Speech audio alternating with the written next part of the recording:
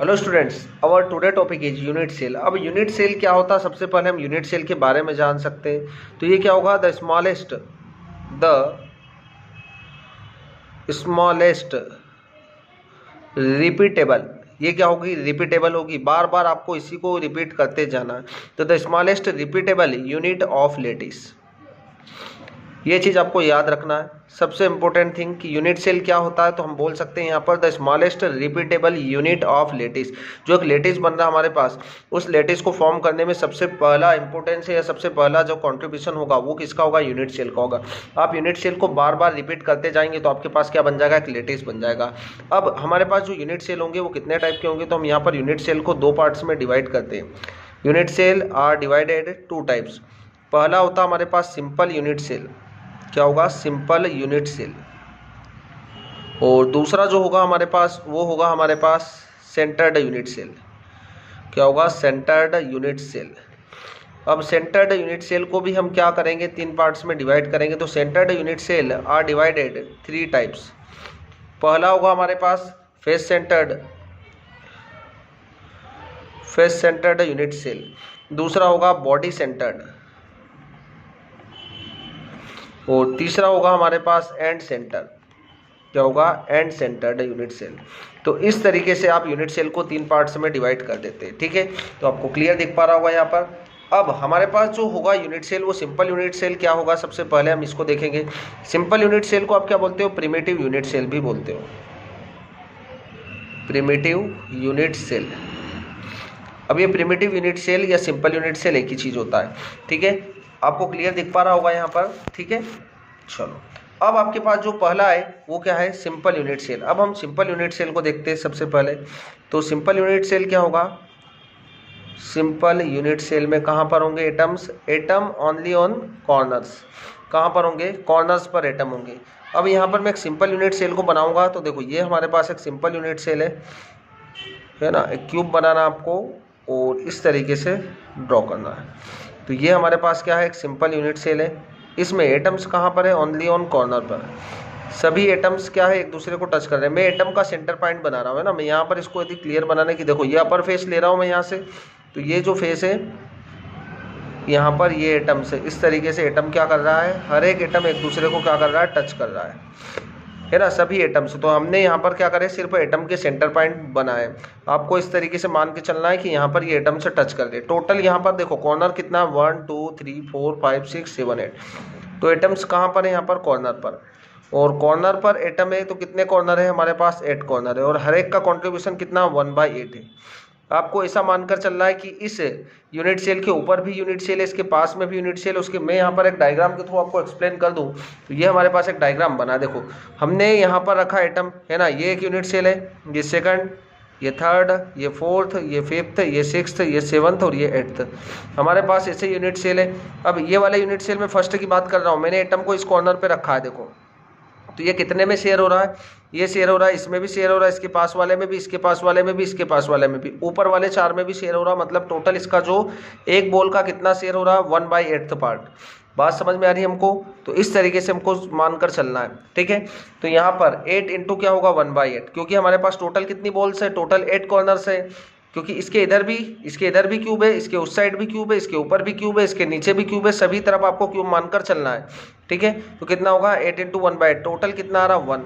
मतलब इस वाला जो ये हमारे पास यूनिट सेल है, इसके अंदर टोटल एटम का कितना पार्ट आ रहा है, खाली 1 पार्ट। मतलब यहाँ पर टोटल 1/8 इसका, 1/8 इसका, 1/8 इसका, 1/8 इसका। तो टोटल इसके अंदर कितना आ रहा है, इसके अंदर सिर्फ एक ही एटम आ रहा है, ठीक है।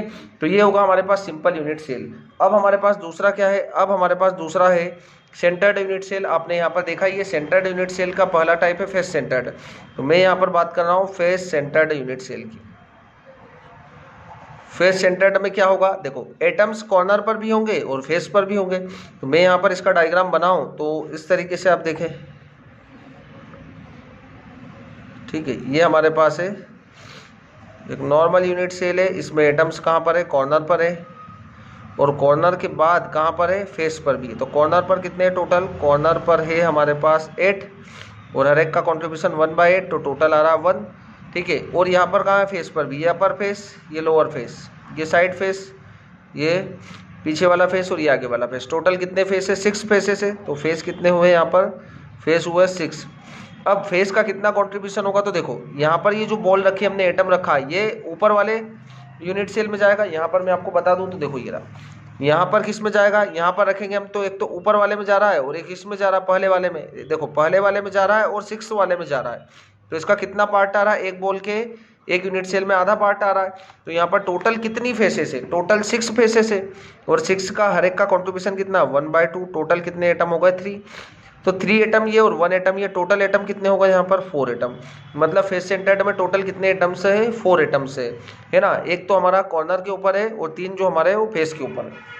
ठीक है। अब थर्ड जो हमारे पास आ जाता है वो है बॉडी सेंटर्ड। Body centred. अब बॉडी सेंटर्ड क्या होगा इसको हम जानते हैं। तो देखो बॉडी सेंटर्ड में क्या होगा? एटम बॉडी के अंदर होगा। इस तरीके से आपको डायग्राम बनाना है पहले तो, ठीक है, ये इस तरीके से। यहाँ पर 8 क्या है? कॉर्नर्स पे एटम है और कॉर्नर के बाद एक एटम जो होगा वो कहाँ पर होगा? इस बॉडी के अंदर होगा। ये बॉडी के अंदर है तो बॉडी के अंदर तो एक ही एटम रहेगा, है ना। इसके पास वाले यूनिट सेल में तो शेयर ही नहीं हो रहा है। देखो कॉर्नर पर कितने हो गए?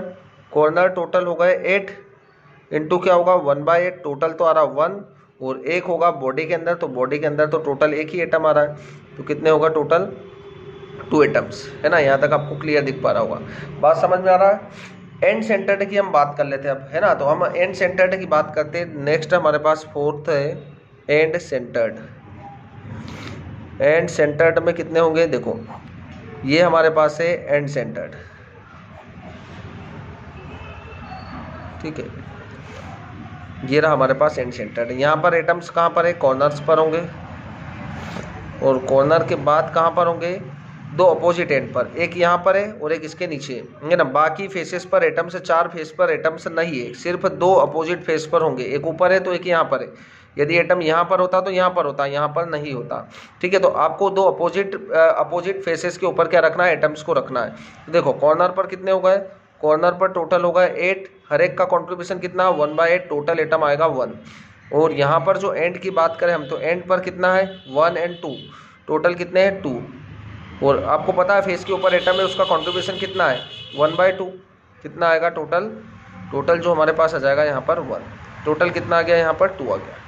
टोटल एटम्स कितना है? 1 तो कॉर्नर का कंट्रीब्यूशन है और 1 जो है एंड का है। तो इस तरीके से यहाँ पर 2 एटम्स होंगे। तो आपको क्लियर समझ में आ चुका होगा कि यूनिट सेल्स क्या होता है। यूनिट सेल्स हमने क्या बोला था? Smallest repeatable unit of lettuce.